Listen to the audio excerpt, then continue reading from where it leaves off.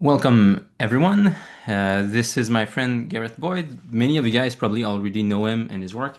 He's been involved in the Symbolic World community from the very start. You heard about Jonathan when you started doing stuff online. As soon as the blog kicked off, you were involved. You were an editor, so I worked with you closely from the very start. You published a number of articles as well. So I wanted to take the time to talk with you about the Symbolic World community. And as an entry point, I wanted to discuss your article on horses versus centaurs. I thought that was a good example of symbolic interpretation. It, like I think there's something special about those first articles that came up, like maybe in the first year of the blog or so, where you could see that people are like understanding the language and the key concepts and like finding a good clean application, a good example, and then people would go from there. But this is a good example, I think, to introduce people to symbolism, and I think it just can serve as a good thread to start off the discussion. So maybe to kick us off, Garrett, can you give us a quick idea of the article and why you wanted to write about horses versus centaurs? Sure, yeah. So you mentioned the early days of the blog. I think the first article that was ever published on the blog was something by Jonathan, in which he called the Symbolic World kind of a laboratory for symbolic thinking. And so a lot of those early articles were kind of exactly that. A lot of people who were following Jonathan's work or were exploring things and took a topic and just kind of wrestled with it and tried to articulate it in using the language that Jonathan had been using. So that was definitely what I was trying to do with this topic. Um, I think one of the sort of foundational ideas that's at play in a lot of the things that Jonathan's doing, the contributors to the blog, and the symbolic world adjacent folks, there's certain key concepts that are at play. One of which is the whole heaven and earth dynamic, which is kind of a simplified way of talking about this hierarchy of being that gets articulated and expressed by several different people a lot of different ways. But I wanted to explore that hierarchy of being and the way in which the different categories in it relate to one another, and the proper way and improper way in which categories could merge with one another or work together or have confused unions or unconfused unions, I guess. Um, yeah, that's kind of why I set out to do it. I felt like because there was a lot of discussion at the time about the chimera, about the monster itself and what the monster was, and the margin of categories and the types of being which exists in the margin of categories. Um, it was a time where such exploration was ready, I think. So Yeah, this was in 2021, and you yeah, weren't the only one thinking about this kind of stuff in the yeah, blog. I think David Flores had just published recently his article on Actaeon, and sure. also this is another example where you have this mix between a a stag and a man in that case, but it's similar enough to centaurs. People get the idea, and even I think the myth for how centaurs came about, if I remember correctly, also has to do with a man trying to like seduce a goddess and like ultimately like it's not a simple step but like if I actually you probably remember better than me, what's the story of how centaurs came about? Yeah, so the idea is that there's a king who is taken with Hera, the wife of Zeus, and so he tries to go and sleep with her. Zeus plays a trick on him, and he winds up not sleeping with Hera, and instead sleeps with a cloud nymph, um, because Zeus really knows what's going on. The resultant progeny is this kind of, he's still human, but he's deformed, right? So he hasn't been completely kicked back out of the level of humanity just yet completely, but he's deformed. He's somehow lesser human.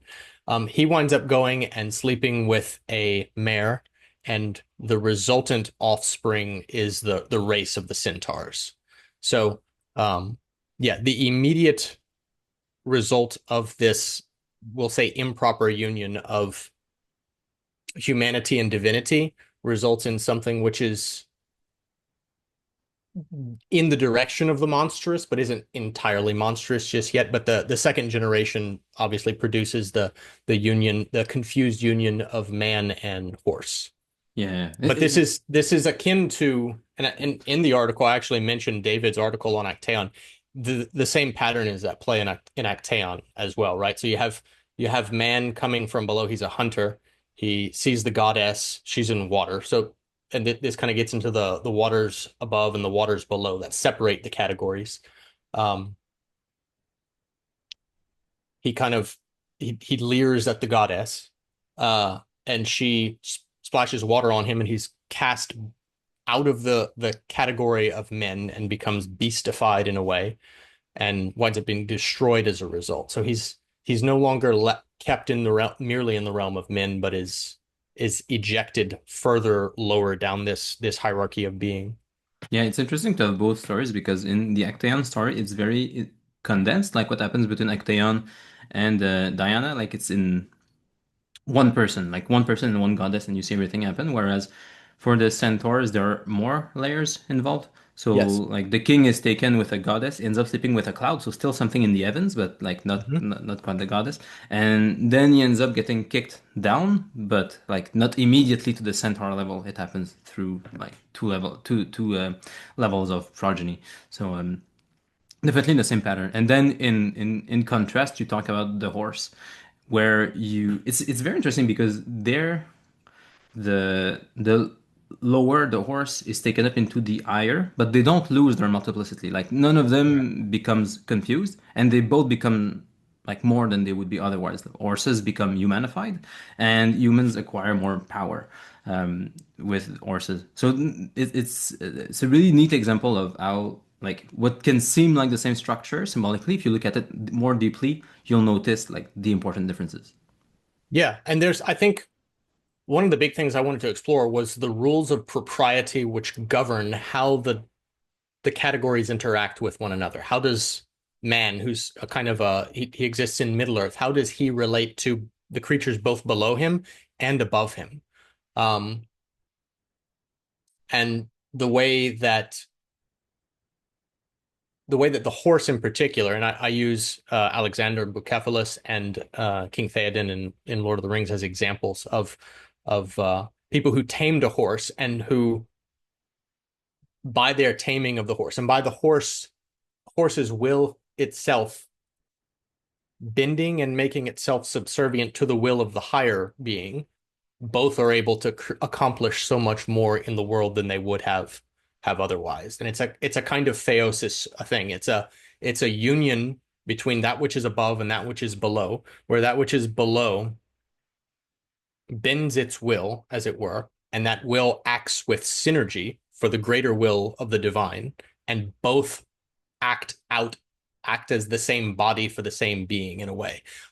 Not in a confused way, like we see with the centaurs or a werewolf or Actaeon becoming the stag. And there's tons of examples of this sort of beastification of man, but in a way in which with the horse becomes more even than the horse can probably understand. It That's Bucephalus a good helps point. Alexander conquer the world. Does the horse really understand what he's doing? No, but he he does it nonetheless, right? Do we really understand what's happening when if we achieve theosis, if we reach divinization? Probably not, right? We can articulate it here and there, but there's something much bigger than even we're capable of understanding when we do as Christ says that the Son can do nothing but what he sees the Father do. Like when we really become like Christ and become the body of God in the world, become the body of Christ in the world, and act as his hands and his feet, there's a much bigger will at play than even our own wills. But our wills become subservient to God's wills totally and completely.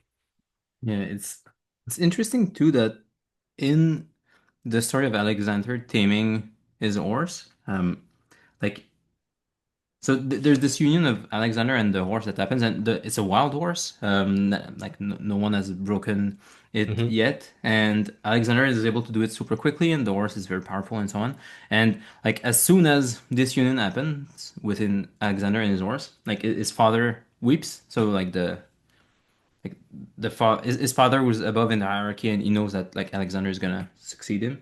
He like immediately recognizes that like Macedonia is too small an empire for Alexander. Like Yeah. this union that he's able to achieve with something lower, like shows that Alexander has very, very high capacities, and he's going to be able to unite things at a far higher level. So it's interesting too because it's not just that the like union with the horse gives Alexander more power, which is what horses always do when you ride them, but also like it shows the ability to do this at much larger scales. So like Alexander like has the ability to go very high, and in that case, it's gonna work to conquer kingdoms. So anyway, I thought that was like really well put in that story. You picked good excerpts to put Hmm. in the article.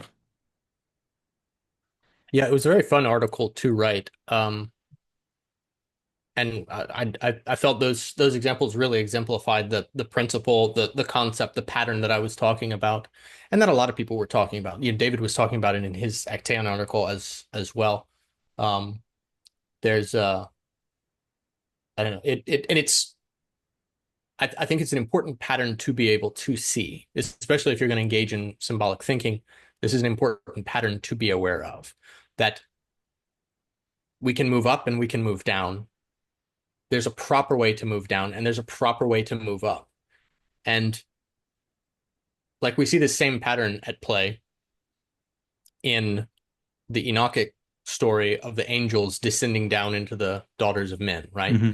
This is sort of a perverted and wrong way of doing things. We see God doing something similar with the Theotokos, but there's a it's done properly, and the result is the incarnation of the Logos himself, right? There's something amazing which happens when it's done properly, and something perverse and destructive that happens when it's done improperly. But this is another example of the exact same pattern of that which is above coming down into that which is below.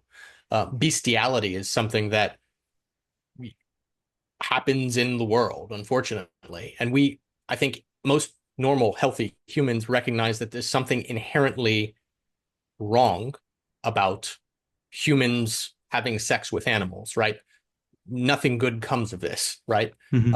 And like we know this intuitively. There's a proper way for us to descend. And instead of humans uh copulating with dogs, there's a proper way for the dog to ascend Hmm. and become more than the mere wolf and become man's best friend, right? And our stories are filled with tales of loving dogs and pet dogs should become something even more than a pet, right? For many people, it's more than a gerbil, right? Their dog. There's a way in which we can see this at play with the dog as easily as with the horse, I think. Yeah, yeah, yeah. And okay, so one thing, like maybe if you had to put it quickly, like what's the difference between or if it's possible at all to put it quickly, but what's the difference between like the proper union, as in the case of the horse and the rider, versus the improper union, like in the centaur? One moves into so there's sort of a patristic sense in thinking about being and non-being. Being is we humans only have being insofar as they participate in the will of God, would be the simple way of putting it.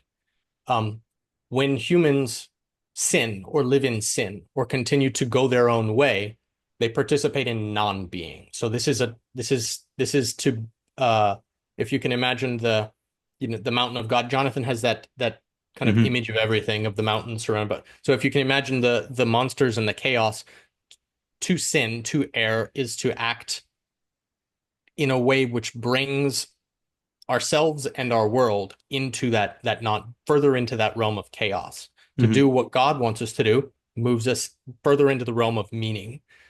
The difference, the confused union, I think, happens when that which is above descends down improperly into that which is below, either through something exploitative in the case of, say, the fallen angels Hmm. coming and or having sex with humans. We see this repeated as well in the Greek myths. I mean, there's lots of rape going on of Yeah. the gods raping humans. So we see this happening, and then this sort of like hybrid chimeric creatures are the result, and they aren't fully in one category or in the other. They're closer to the monsters that are in that chaotic sea of primordial chaos, right? They're just a confused mixing of categories which don't actually do what any of these single categories are intended to do. Whereas the union, which, and this, I guess I'm not giving a quick answer to it, but the unconfused union looks something like the saints. It looks something like, Alexander and the horse, where that which is below fully participates in manifesting the will of that which is above, but doesn't lose its own qualities. So there's a union without confusion, which I think is really important to think about. God creates these categories, and these categories matter.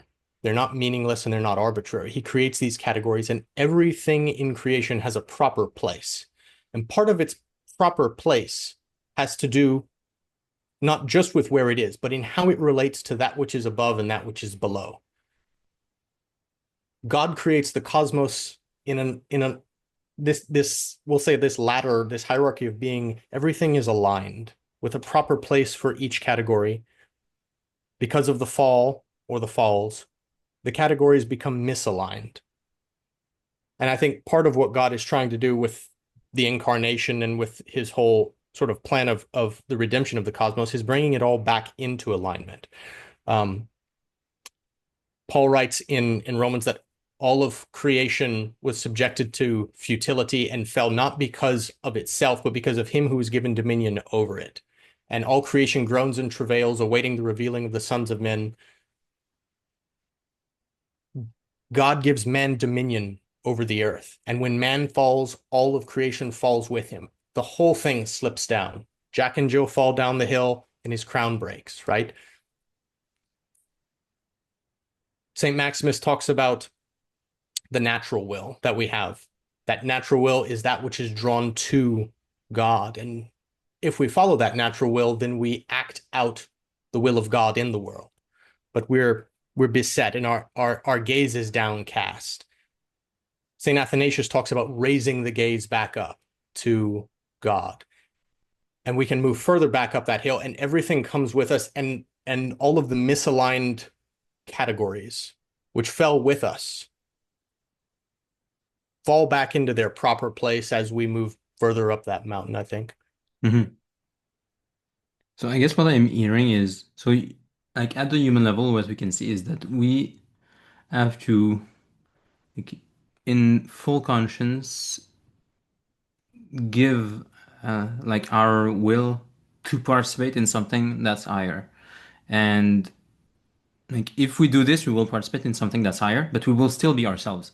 Like we Mm-hmm. are doing what the higher thing wants, but if we're doing it like consciously and willingly, then we're still ourselves.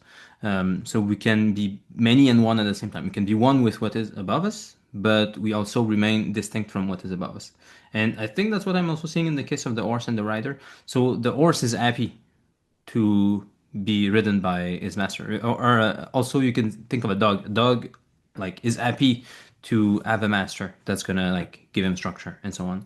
But if it's exploitative in some way, like if what is lower like doesn't willingly and consciously participate in what's higher, then it's an exploitation in some manner, and it can turn into like a kind of camera. There could be other kinds of improper unions between besides like creating cameras, I think, but that's certainly one example. So, do you think like I heard you correctly? Do you think that works?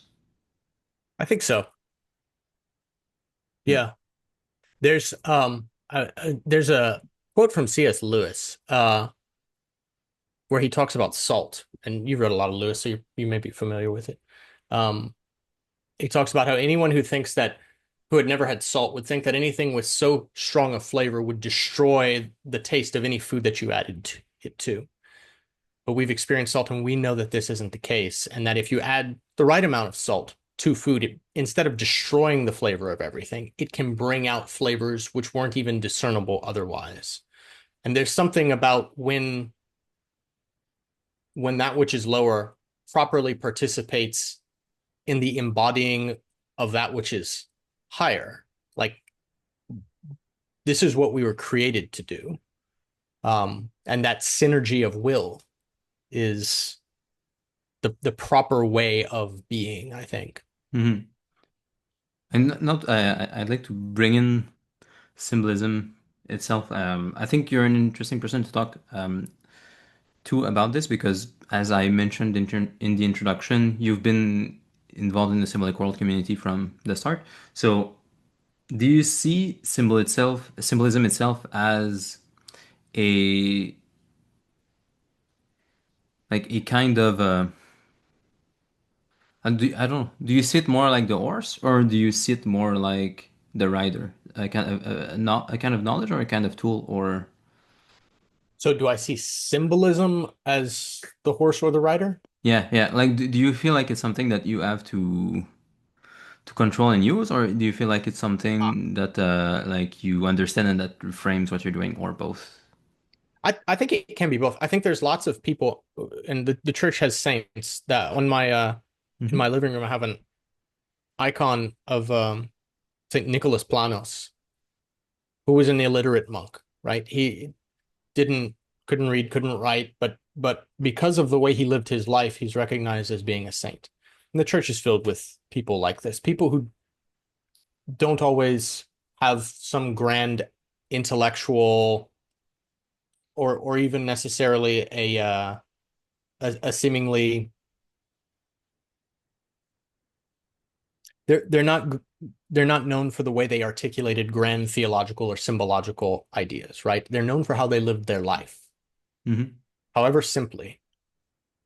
They're looked at as being fountains of wisdom, not for their great learning or because they know a lot of languages, but because they, perhaps intuitively, did this thing unconsciously. They embody God. They show us what Christ looks like. And this is why we call them saints, because when we look at them, we look at Christ, because we see Christ through them. And they didn't need to understand all the symbolism.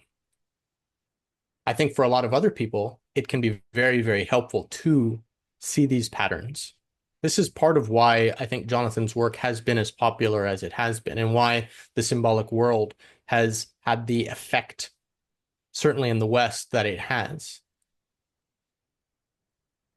The idea of there being a crisis of meaning in the West means that that connection to that which is above, that connection to the higher, to the greater, to God and to the heavens, it's difficult to discern. Paul says we see through a glass darkly. There's something that an awareness of the symbolic patterns that are all around us. That awareness can, I think, help many of us to lift our gaze up because our gaze is so frequently downcast. It's, literally downcast as we stare at our phones all day. Some folks like to use the word the re-enchantment of the world, and I think that's playing with this as well. But these patterns that we've sort of explored over the past several years through Jonathan's direct work, and then everybody else in this laboratory of symbolic thinking in the blog or in adjacent videos has been, I think, looking at these patterns and figuring out how to make the choices in our own lives so that we begin to embody that which is above properly, that there isn't some confused union of weird stuff in our own lives, that we're properly imaging Christ to our family, to our parish, to our community. Um, and that we're not bringing further confusion into an already confused society and world. Yeah, yeah. Yeah, so it does seem like it does seem like it's both. So like it does bring us, especially like if you consider yourself as an individual or trying to understand something new in symbolism. Maybe you watch a video, or maybe you're thinking about something by yourself and so on, or maybe it's not even conscious, as you gave examples of saints. Uh, like you like are in the patterns, and you understand something. It's gonna change the way you see something. It's gonna help you gaze higher. Uh, so this is more like aligning your will to what is higher. You're gonna like see the patterns and then want to align yourself to this. But and then I think, especially if we try to bring it down to our daily lives and incarnate this, like we once we understand, then we also have to apply it, and then it looks like more like riding a horse, like where you have to try to look at the particulars that you're in and like try to arrange them so that they fit this higher pattern. So like you might have to make conscious choices of to do this thing or not do that thing. You might have to like cut some things off. You might have to implement some things. But this part looks more like taming a horse. Like there's this potential in your life, things you have to do, and then symbolism becomes a it's a kind of tool that you can try to use to like order that potential. And I guess it's not potential. It's not symbolism that's lower. It's like you use symbolism that's higher to order something that's lower. So Yeah, and this is what I mean, at a low level, there's the cleaning your room, right? mhm. Um, Yeah, but there's steps beyond that. There's so why clean your room, right? There needs to be something that's guiding the cleaning of the room. It's not a clean room for the sake of a clean room. There's a higher principle that's guiding the cleaning of the room. We have to move in that direction. We have to always be moving heavenward. Um, and the actions that we take are the putting in order, obviously, of our own lives, but then the immediate world around us as well. I think obviously if more people did this, then the cosmos itself becomes better aligned. yeah. Let's talk more about the steps too, because like we've seen many people get involved in the symbolic world community and what happens to them, and especially on the blog, what I think we saw often was that, let's say someone learns about what Jonathan is doing, what the symbolic world is, they consume lots of stuff, try to understand it, and naturally, a certain amount of those people will want to themselves participate in that intellectual movement. So they'll want to write an article, let's say, and then we would get that article on the blog. And let's say maybe the first article someone proposes, you can kind of see that they're working through things. Like there's some concepts that are a bit rough, but you can see that the person is starting to get it, and they're bringing interesting ideas. Often, like if someone is like just coming into the symbolic world, they probably have like a specific background that like they will be able to sh use as a place to shed symbolism on. So it becomes like interesting. I keep getting all those zoom effects. So it gives us like often interesting articles, but you could see then that like this same person might write like, I don't know, 3 or 4 articles over the course of the next few months, and progressively they get it, and at some point then we don't hear as much about them anymore. Like they might write something here and there, but when it clicked for them, they no longer feel the need to participate intellectually in the in that community, and then rather they're gonna start to apply it to their lives like elsewhere. It's not just an intellectual thing, let's say. They're gonna try to apply it. So I'm just curious to know, like in your case, like if that's something you saw and where you saw people land, and maybe where yourself you landed after all this. Yeah, I think so. If there's a crisis of meaning and the engaging in this symbolic thinking or watching Jonathan's videos or listening to whomever or writing a blog article, if that is the the stopping the motion, the fall further into non-being that this meaning crisis represents, and the picking yourself up and changing the direction, an actual repentance, if you will, and turning instead of going down the mountain, turning and struggling up the mountain. towards the throne of God, as it were. Once that momentum is gained, then it I don't know that it's necessarily maintained by simple intellectual activity. It can be watered by it. I obviously still engage with this stuff a fair bit, but not nearly as much as I used to. I haven't written an article for the blog in a while. I still have conversations. I still think about these patterns. I'm still very aware of these patterns. But in my own life, and I think with you as well, we're far more engaged in our family life and in the life of our church parish these days. And that momentum was built up, and it continues helping us move forward. But we don't stay in the internet space. There's something useful about the internet, but it's not infinitely useful. It's useful for certain things and not for other things. It, like many other things in life, is a tool, and tools have a particular use and not an unlimited use. And when we've used the internet and the internet community or the writing of the blogs for what it's useful for us, I think it's important that we move forward. I think it might have been Bruce Lee. It says it's running water that never grows stale. And so we have to move. St. Augustine talks about how it is solved by walking. And so we have to walk. We can't just sit and contemplate things. Solomon says of reading books, there is no end, and much study wearies the mind. Doesn't mean that reading books is useless or that study is useless, but it has a place, and it's not every place. If, and this may connect kind of back what we had started talking about, when an idea, a category, we'll say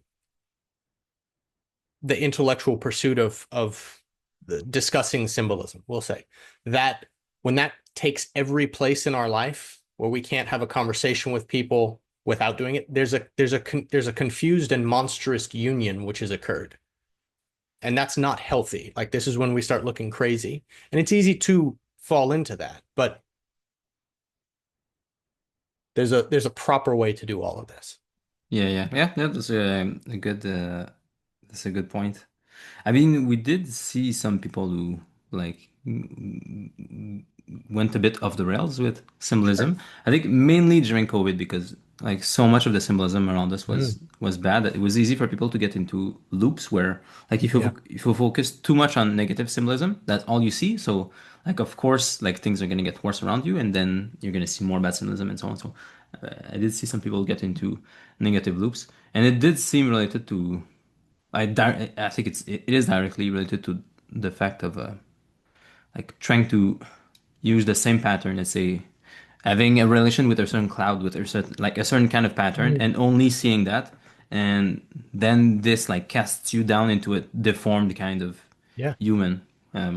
Well, there was uh I don't recall who wrote the article, but there was an article about the Cyclops that was on the blog several years ago that was sort of about this. It was about the three eyes of we think of the Cyclops with one eye, but the article talked about how the Cyclops originally had three eyes.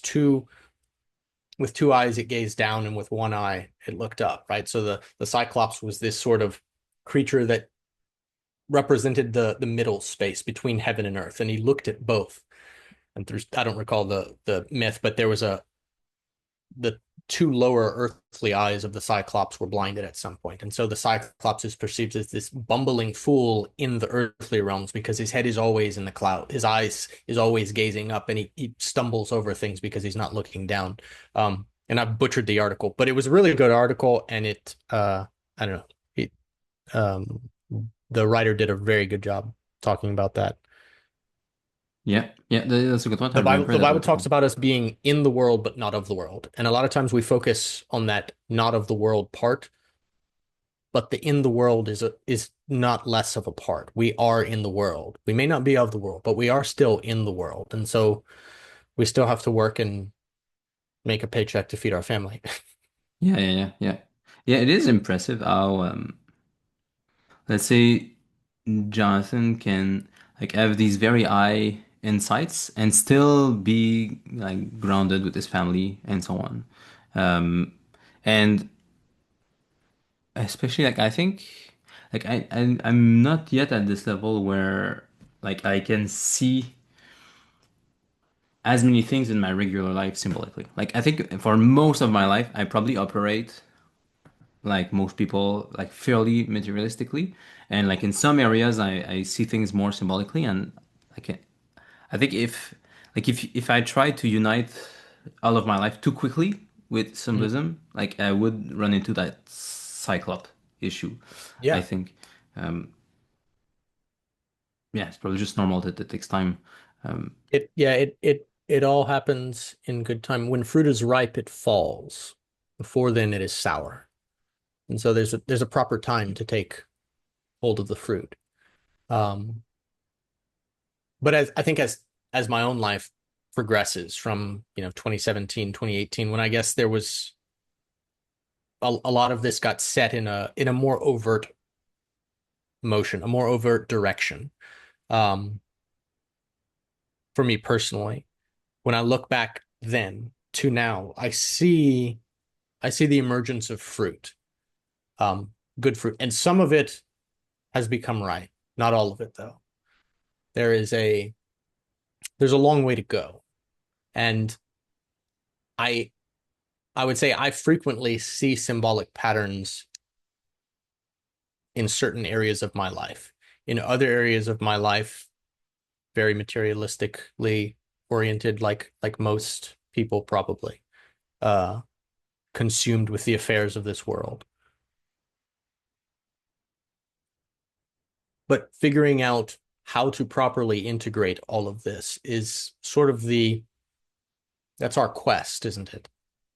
That's that's what we're here to do, to figure out how we're supposed to act as priest and king over all of creation. Because this is what Adam was. And this is what Christ renews and rebuilds. The idea that as priest and king, we present creation to God and we present God to the creation. And we stand in the middle, cultivating the garden and doing nothing but what we see our Father do. Yeah, it's good that we have things to do. I'm reminded of a video. I don't remember when, but Paul Clay wrote about or rather, recorded one of his episodes on the fact that things don't move as fast as they used to in the corner. Like there was a big transition happening, like between let's say 2018 and 2021, let's say, Mm, where there was lots of activity and lots of bridges being built. sure, Maybe and probably like the biggest for me at least was the bridges between Jonathan's The Symbolic World and also the metaphysics and cognitive science of John Vervaeke. Like sure. this was a big bridging process for me. Like obviously, like Jordan Peterson like started doing all of this very publicly in 2016, but when like Jordan in the scene, I felt like at the two poles of this bridging process, you had like Jonathan as the best example of someone who lives symbolically, the like old Christian worldview, and at the other side of the spectrum, you had John with like all the science you could have that's relevant for this issue, and like seeing the arguments evolve between them until like they got to pretty clear bridges. Like people might not be willing to cross because of certain Mm. like things you have to accept along that bridge, but at least like having a clear path with like honestly not that many big obstacles to bridge between the worlds. That was like the most exciting thing for me, and I think for lots of people. I'd be interested to hear if it's the same for you. But Paul Wernicke remarked that like this exciting new kind of connections that are being built, like it can't sustain itself for forever. Like at some point you have to settle down. And he made the analogy with someone converting or with a new church being planted. When someone converts, typically like there's this period where they can't read enough books and like they're always thinking about Christianity and how to bridge it between how to bridge it with their lives and so on. So it's like this intense like newness that's like happening. Um, but at some point it has to settle down. Like you can't maintain this forever. At some point you're gonna settle into the new world that you've jumped in, Mm. and like you're gonna have your new challenges there. Or similarly, at the level of a church being planted, that's something he's observed around him, where like someone goes out and they plant a church, and the church grows very fast initially. There's like this huge turnover of people, probably like maybe like I don't know, the first 100 people, they might not be there when you get to 400 people. Like maybe you'll only have like 10 of this first 100, but like there's like lots of activity. It's new, it's exciting.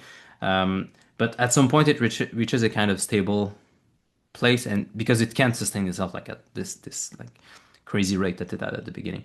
So and some people go on and they want to chase the newness. Like when things get stale, then they're gonna start to look for the next thing. But obviously, that's gonna lead to some staleness, a different kind of staleness. So yeah, do you feel like it's the same for you? Like I, I think we spend a lot of time creating ordered space, a lot of energy. We should spend 6 days doing this, and then we should rest and allow the fields to rewild.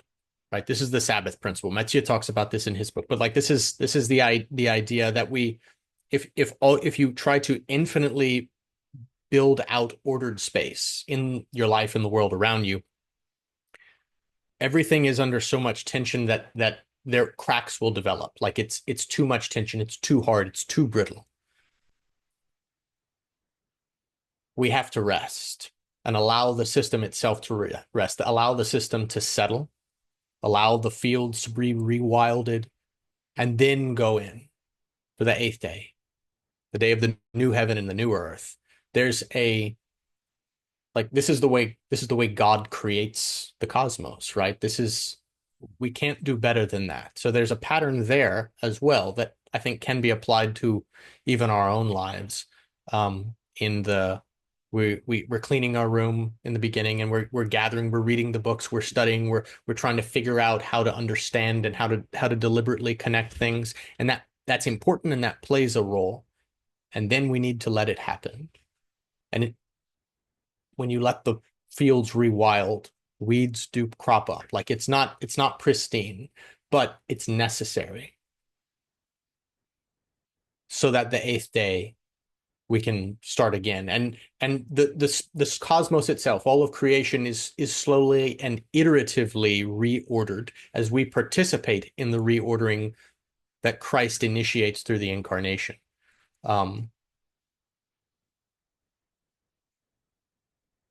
But yeah, we have to let it settle at times. We have to walk. yeah, it does look like a second phase where like let's say in like online, what you see is Jonathan is shifting to publishing. Like he's turning more to art than to explaining symbolism. Yeah. It's kind of the second phase that's happening. And one way to see it is that he's like applying. It's still the same pattern ultimately of like this like same symbolic ideas are behind what he's doing, but rather than explaining it, he's embodying it in stories, and people are gonna pick up those stories, and that's gonna have an impact on culture that hopefully will be bigger than the first phase, which was more the intellectual phase. And like not everyone's gonna write stories like the way he is, but many of the people who have been involved, have been following, they're planting seeds in their community in what they're doing in their lives, like with their family, their parish. Like it's gonna take different forms for different people. It might be more academic for some people. Like some people in academia, like are trying to use those ideas and implement them and so on. Um, some people is gonna be in between. Like maybe they're using symbolic ideas to teach at their parish, like catechism or and so on. For some people, it might not look explicitly like symbolism at all, but it's still gonna drive the way they act with their family or their friends and so on. So that like those seeds at some point they will regrow, and Yeah. it's gonna cause it's like some second flourishing that we just can't totally foresee it. Yeah. Yeah, I think the effort that he's putting into the art, especially the lower forms of art, the comic book kind of deal. He gave a talk in Dallas a few weeks ago, that I hope was recorded and will get published eventually. But the basic thrust of his talk was the sort of liturgy as Gesamtkunstwerk, as what we see in the liturgical worship of the church as the highest form of art that ought to inform all of the lower forms of art. And if it does, and if we don't have, mindless bananas taped to walls in museums, if we can break ourselves from this chaotic non-being that we call art, and instead, even at the lowest common vulgar even levels, connect art especially back up to the highest form of art, then again the cosmos itself become like we participate in the realigning of the cosmos. We participate in the redemption of creation. And I think that's important. I think he set a lot of the intellectual stuff in motion, and it's continuing to bear fruit. But I do very much appreciate the more recent thrust into especially the lower forms of art. Not that the higher forms have been neglected by any means, but this I think he is putting into practice what he's preaching. Yeah, yeah. Yeah, I haven't taken the time to think of it as the lower forms, but like kids' books and graphic novels, yeah, that is definitely a way of like going like to the bottom, going like from the ground up, taking the space that's available and making things grow from there. Yeah, like t-shirts and stickers. I Yeah, think yeah, that's that's true. a bit Yeah, more common than these kinds of things. yeah, yeah, And yeah, it's not that it's a mere regurgitation of the sacred images that we see in the church, but they're still informed by it. They hearken back to it. And I think that's important. yeah, yeah, yeah. I mean, I remember now, Jonathan explicitly thinking of it as a kind of arc, like using something that's low to build something to host what's higher, Mhm. and that's the way you ride through floods. So, it makes sense. One one place where I wonder like how it's gonna play out too is in politics. Because there have been waves, where something happens in the culture, like politically related, let's say COVID, that actually like played quite in favor of the symbolic world. Like when things go bad in the culture, people look for an alternative, something that like looks stable Sure. and Yeah. like they can turn to symbolism, to older religions in general. This is still like happening quite a bit. Like for instance, I don't know if you heard, but there have been lots of adult baptisms in France. Like they seem to be increasing exponentially. They were like 17,000 last Easter, 10,000 the previous Easter, and it just seems like it's gonna keep like climbing exponentially. And a lot of it, I don't know that we have that much data, but like listening to a few podcasts of priests like living this and how they explain it, and it's largely like there are problems in the culture that young people face that they just don't see solutions for in the culture. So they do see solutions in the church, so they turn to that. And also one thing I hear too from people who are involved in catechesis with younger people is things have shifted a lot, like between like 15 years ago and now. It used to be, for instance, that as a catechist, you used to have to prepare for objections. Like people would have questions, challenges, and so on. And now younger people no longer really have those kinds of challenges. Like they're much more open because they don't feel like they're standing in something stable in Mhm. like culture, like the traditional arguments that people add against the church, let's say, they're just not strong anymore because the culture is not strong anymore. So people like are often happy just to hear what the church has to say, and I think that that's true for like conservative thinking, for symbolic thinking, for religious thinking. Um, but like I do wonder how that's gonna play out. Like symbolically, it's easier to see like how things are growing from art or from people applying symbolism in their lives. For politics, I wonder how, like it seems like it has a lot of power to convert a lot of people, but also I wonder how it's gonna like pan out in the future. Yeah. I think when everything has been shaken, only the unshakable remains. And especially during COVID, everything was shaken. And it became clear how unstable, to the common person, I think, how unstable so much that we take for granted is. And a lot of fingers were, I think, correctly pointed at the political institutions that have maintained the status quo for generations.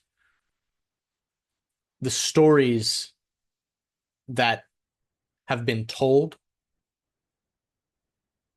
over the decades, over the centuries even, that prop up these institutions, they were they were shown to, we'll say, not be the best of stories. They didn't have the lasting power that we thought they did. Age in and of itself isn't an indication that something is good and healthy, but something that's old, something that's been around for a long time, at least when everything is shaking and everything is falling down, you notice the one edifice that remains standing.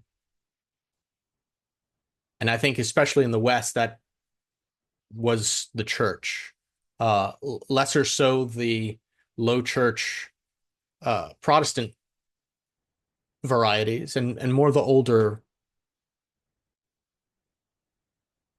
liturgical and apostolic varieties, the Orthodox Church and the Catholic Church. People saw this, that in the confusion of the world, that remains standing.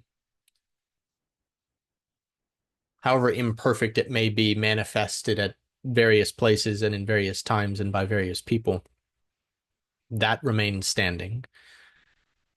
How the Well, I guess I think the modern political discourse is in a state of flux right now. There are there's always been warring factions in geopolitics. There are some larger warring factions now, as in ideas about what the future of humanity, human society on the earth, which direction should it go? There's the meme, which way Western man, and it shows silly things. But this is, I think, something that people are examining not just when they watch CNN or Fox News, but whenever they look at their own life and the lives of their family, how their children will be raised. You're seeing a large motion or movement into homeschooling, I think, as a result of this, because there was, especially during COVID, there was just a great dissatisfaction with what the education system was giving to our children, and a realization that this was not sustainable and this was not good and this was not healthy. There's that frustration and that awareness that so much was unstable, I think, is shaping this greater political discourse that's happening in the world between the globalists and the the multipolar people and all of this. There's a lot of ideas being thrown around, but there's pretty clear sides being laid out, and I don't know where it's all going to fall. But it's hard to not see symbolic patterns at play in all of this because, like the church building that stands even though everything is shaking, these symbolic patterns withstand even the chaos that man brings upon the world. They're as true today as they were 10,000 years ago because they're not necessarily so much statements about, they're not so much truth statements as much as they are observations about the way reality itself appears to lay itself out, regardless of your metaphysical worldview or whether or not you think God made the world. Life seems to unfold in a particular way, and these patterns repeat themselves. And it's with the chaos of COVID that became more clear, I think, to a lot of people. See, I don't know where it will all fall, but Yeah, I think symbolism might have an interesting role to play because, like, for the past, I mean, since I've been aware of the symbolic world, at least it's been mainly like critiquing. culture for being like too carnivalesque, like Mm. just all of these end of the world patterns of things like being too loose.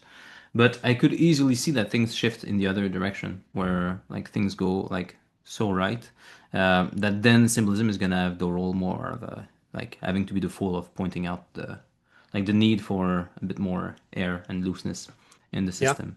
And I think this happened.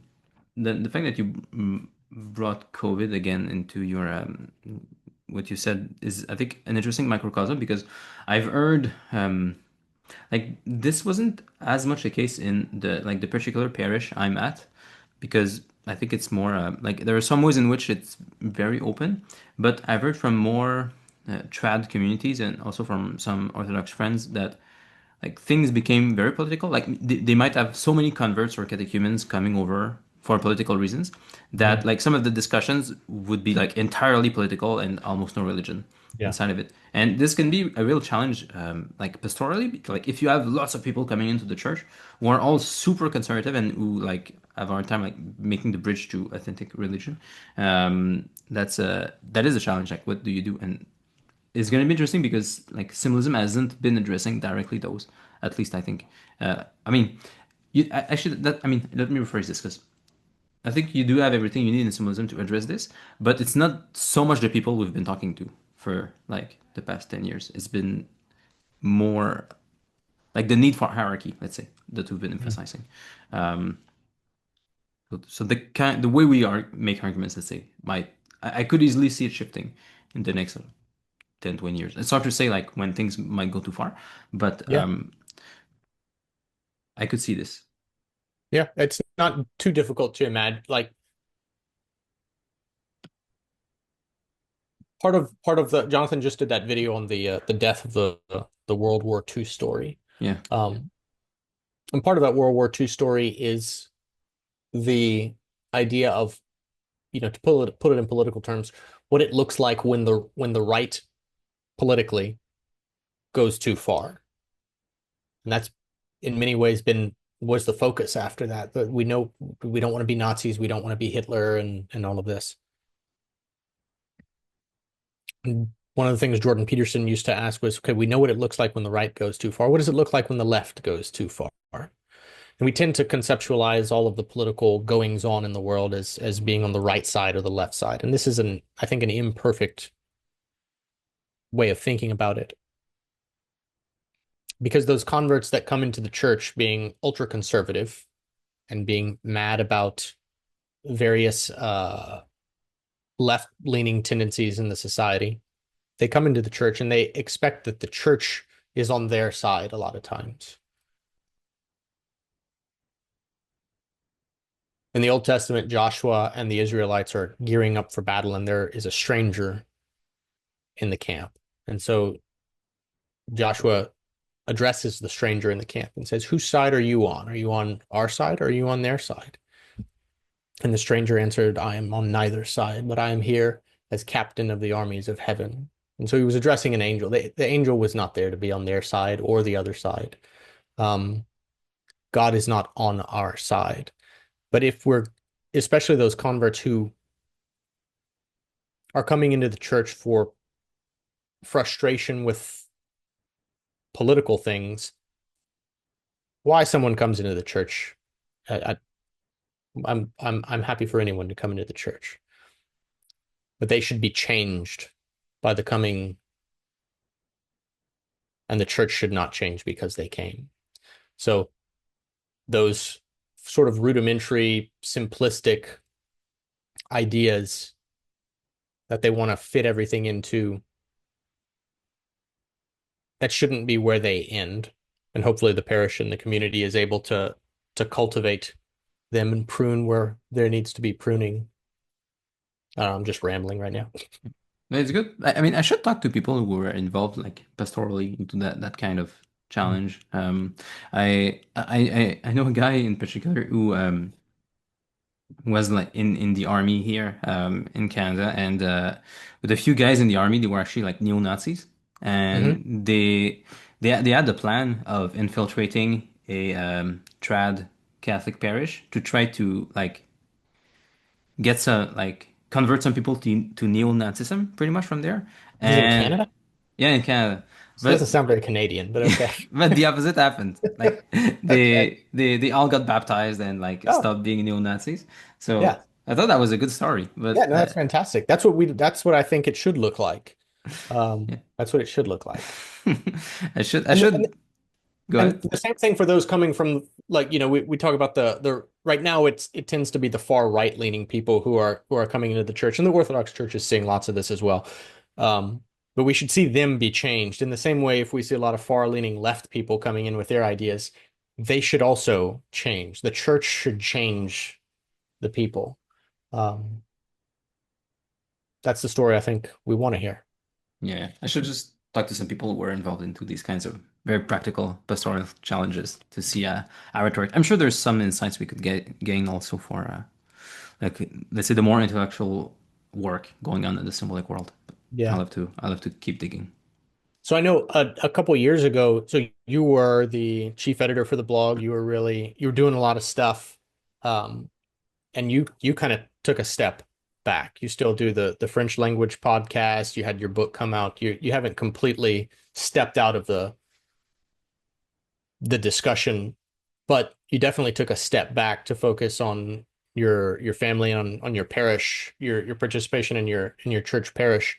What's been your kind of experience over the past few years with that? Yeah, yeah. I think what happened for me is as I said earlier, like the biggest thing for me that I did online was trying to bridge between John and Jonathan. Yeah. Um, I really wanted to keep both of those two worlds connected. And at, I think it was in 2022, when I published my article on uh, panpsychism and Neoplatonism, reenchantment for mathematicians and physicists. This was like the last synthesis for me. It solved some problems I had talking with Jonathan about some of the ways symbolism can go wrong. And also, I think I had a full bridge from John's metaphysics that he was happy with to Christianity with like very few things to accept. Like John is not yet, as of like we're recording this, I think is apparently on a journey back to Christianity according to Hermes. So we'll see. But like I felt like the bridges were as good as I could make them. Like Hmm. at least at the time, and still I don't really see how I could do much better. So for me, like I didn't have much more. I felt like I could bring to the discussion without massive amounts of work. Um, so there was this, and at the same time, my wife and I were gonna have our first child like not long after, and like the family was gonna keep growing. So it seemed natural to uh, just do more things locally and try to see how I can have symbolism land in my life, in my family life, at work, also at with parish life or like direct in-person apostolate, I would say. I think there's also this that in Canada especially, lockdowns were so bad during COVID, like for 20 from 2020 to 2022, there was very little I could do in person. So it made a lot of sense to focus on intellectual work online during that time. Um, and I think I did more than I would have done otherwise. I think I would have gotten more involved at the parish level and just Hmm. like doing more stuff in person, if not for COVID. I'm happy I did that much work online, though. I think I used that time really well, but it was an extra reason to scale that back after the restrictions were over and I could do more in-person stuff. I felt like I had to rectify, like I had to find the like rebalance things after doing so much intellectual work. Sure, yeah. Um, and also, I even had some opportunities to do like full-time intellectual work like this. And one of the big reasons I didn't want to do it yet was that I think I was too young. Still, I think I'm a bit young to do that, but I felt like I need to test out those ideas in real life for longer with like more people to see that they actually work. Um, I wrote an article on that, on grounding your intellect with Jordan Peterson and Augustine. I don't remember the exact title, but I really think that if you try to be a full-blown intellectual too young without lots of responsibility in the world to test out your ideas, you're almost certainly gonna fly off. I think you can see the Sure. history of philosophy progressing all the way to like the time of Thomas Aquinas because people like still had to test their ideas in like real life with real people. But by the time you get to Aquinas, you start to have full-time scholars. And like this can be great, as it was in the case of Aquinas. Like he was a priest, but it's not like he was responsible for a diocese or something. Like he was like an intellectual like at a university, so he wasn't like testing his ideas that broadly. I think for his case, he was able to do great stuff. But at the same time as you have Aquinas, you have the nominalists like Occam and these people coming up who also like are full-time intellectual, and this time it goes like totally haywire. And I think after them, like philosophy just never recovered. You just never had the same kind of progression that you had from before, Yeah. because I think you have full-time intellectuals who just fly off in every direction. And anyway, so because of all that, I wanted to do more in-person stuff since I completed that bridging process with John and Jonathan. So yeah, I've been doing lots more in-person things, like trying to teach to people locally symbolism, seeing how they react, just seeing how I can bring value to people. I've been applying it at work also to see like how I can use it to bring concrete truth in a very technical endeavor, and also in my family life. So.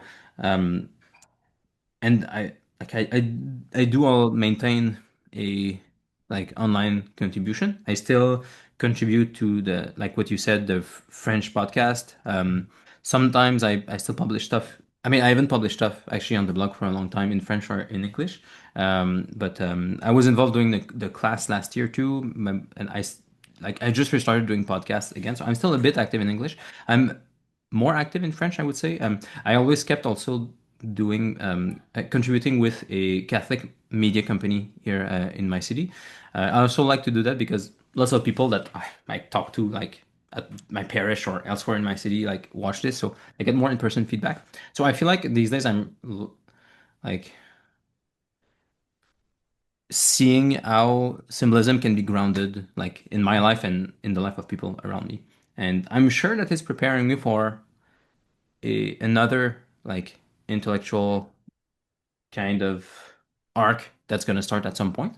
But for I feel like I need this practice of grounding things for a few years, and then I'm going to be ready to do something more intellectual again. I think if I just had tried to keep doing intellectual work, I don't think it would have borne a lot of good fruit. Um, Sure. Yeah. and I know a I few think other that's people like this. So a few other people were in my kind of position who like did really promising online work, much more promising than me, and decided to scale that back because like I think it was too much at that age with like out testing things out thoroughly. yeah. Yeah, I think that's a good thing to be able to recognize. A lot of folks probably don't recognize that and don't always bear the best of fruit as a result. I don't think But it's if totally impossible. Like I think like if you were very certain that you were surrounded by let's say a great community that could like help you be a full-time intellectual when you're young, it might be possible to do it, but you need like to be sure that you're well mentored. yeah, well, the monastic community, I mean, this is something that could happen in the cloister. Um, and I think we do see it happening in monasteries. But there you've got a whole community and there's life itself has been simplified. It still exists. You still have things to do, but the cares have been constrained in that kind of an environment that at least increases the likelihood of good fruit being born from this. But especially when we don't live in the monastery, when we have spouses and children and jobs, and we have to figure out how to be in the world and not simply theorize about the world. We have to walk it. Yeah, I think that's good. Yeah, I do like think about this a lot though, because I have to like be attentive to see like when it might make sense to start a new kind of arc. And I'm observing, but doesn't feel like now is necessarily the time to pull the trigger. Mhm. Um, in particular, one thing I'm kind of wondering about is if like the phase of the explicit intellectual bridging that symbolism does, like is it a bit like unnecessary now? Like is it that people needed this in 2016 when the old, well, I'm saying old, but when let's say the post-war consensus materialism was still holding, like we needed a kind of explicit intellectual bridge, I think, to symbolic thinking. Um, I am wondering now if that is no longer necessary and the post-war consensus materialism has broken down enough that people are able to just jump into symbolism without the intellectual justification. So, like I mentioned that, for instance, there's been lots of baptisms in France. I think in general, there have been like lots of conversions going on in the West. And I think for the vast majority of those people, they're not aware intellectually of all the bridges like they need between the old world and the new world. Yeah. They just like can tell that the old world, the post-war consensus materialism doesn't work. And what the church proposes makes more sense. So they jump into that symbolism without the need for the abstract bridge. Yeah. It's I guess, a recognition that this old story is no longer adequate, and you accept this other one. You're, I don't know if the word convinced is the right word. You are compelled enough by this other story. Um, because convincing suggests that there's a sort of rational Yeah. justification Yeah. of it. And like you said, there that is not always the case these days. Um, there's an acceptance of something, kind of a step of faith, if you will, not in a unbelievable sense, but it's it's it's not a convincing. Um,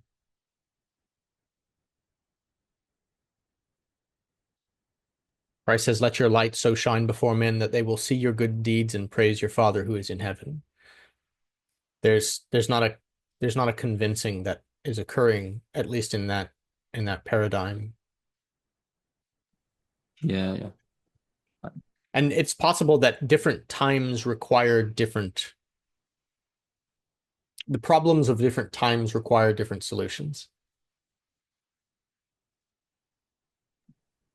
Yeah. And I think like symbolism might, at least the kind of symbolism I was doing, like very intellectual and philosophical. Mhm. This, like one way I could see it playing out is as the the church is undergoing its rebirth, like we will need also institutions that are gonna teach all of this kind of stuff. We're gonna need like textbooks and teachers and all of these things. So like there will be like explicit formalized like teaching instruments and books and these kinds of things. So I think that's a role that I could play, like Mhm. formalizing things like philosophically and abstractly for like teaching purposes.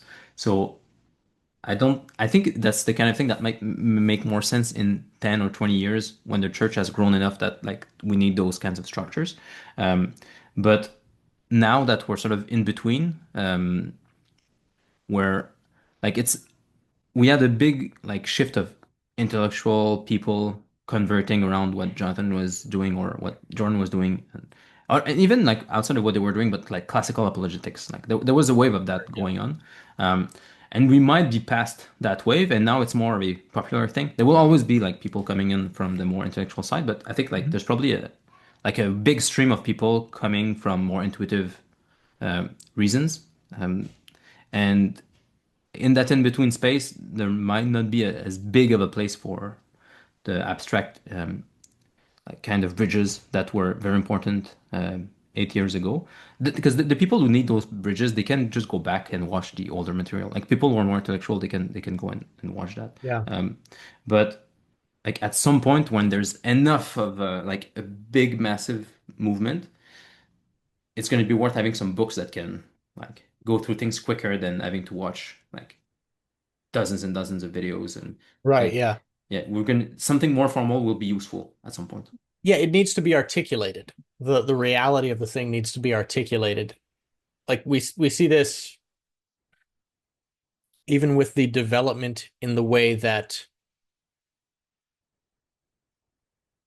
Christology and uh, is articulated from the time of the apostles till once we start having the ecumenical councils. It's not that the truth changed at all, but as time progresses and as Christians are engaging at across more and more levels of the societal strata of the world, the utility in being able to articulate things becomes important. And there are those who walk into a church service and are compelled by the beauty of the thing and of this experience. And there are those who, like Thomas, asked to see the nails and the in the hands, the nail prints in the hands. And Christ doesn't rebuke Thomas for wanting some justification. He doesn't rebuke. He says, "Blessed are you, Thomas, who having seen now believe." Um, but we need. I think there's a need for both, and that ability to articulate this symbolic thinking in a way which is especially which is teachable and repeatable, I think is and will be important. There's a lot of old Orthodox books where um, a lot of this stuff is already there. Sometimes it's difficult for modern people to access, either because of language barriers or everyone is not as, we'll say, intellectually inclined as you are, JP. So the ability to articulate something in a repeatable and teachable fashion, I think will be important. All right. I've kept you for quite a while, but to close, I'd be curious to know, like, on your side, what do you see yourself like doing in the future? Is it mostly liturgical? I definitely like that realm of things. I do enjoy it. Um, I have felt similarly to you, and the way you just expressed this, that I needed to focus more on things going on locally here in my life in the parish and in my family. Um, and that I wasn't done, we'll say, contributing to the greater discussion, but I needed to focus on that for a little while. I feel like I am nearing a point where I can write. I have some ideas for some articles. I have some projects in mind that I, I'm I'm intuiting that the time is coming for them. Um, that might mean next month. It might mean later this year. I don't know, but I'm looking forward to that because I do like writing, and I do like engaging in the symbolic articulation and exploration. Um, I think I'll be doing more work in the church soon, so this will be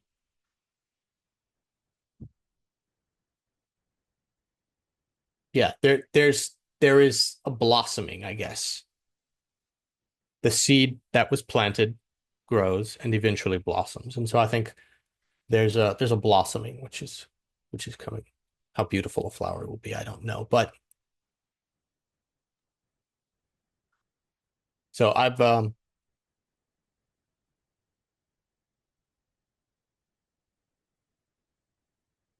been looking forward to some of the articles that I have in the works. So All right. I think that's hopefully a they will be enjoyable to people for people to read. I'm sure. I think that's a good place to land the plane. I'll put a link to your articles in the description of the video, and people are going to be able to find the new ones you publish if they follow the blog. You can subscribe to it, and Yeah, I have a yeah. Substack as well with some things on it. So Oh, nice. Yeah, I'll share the link with that, and that's it. Thanks for being here, Gareth. I found that quite interesting. We went into topics I didn't expect we would go into, but it's been helpful, and I'll be looking forward to seeing where you go in the next few years. Yeah, I enjoyed it, JP. It's always a pleasure to visit with you. Perfect. Bye bye. Bye.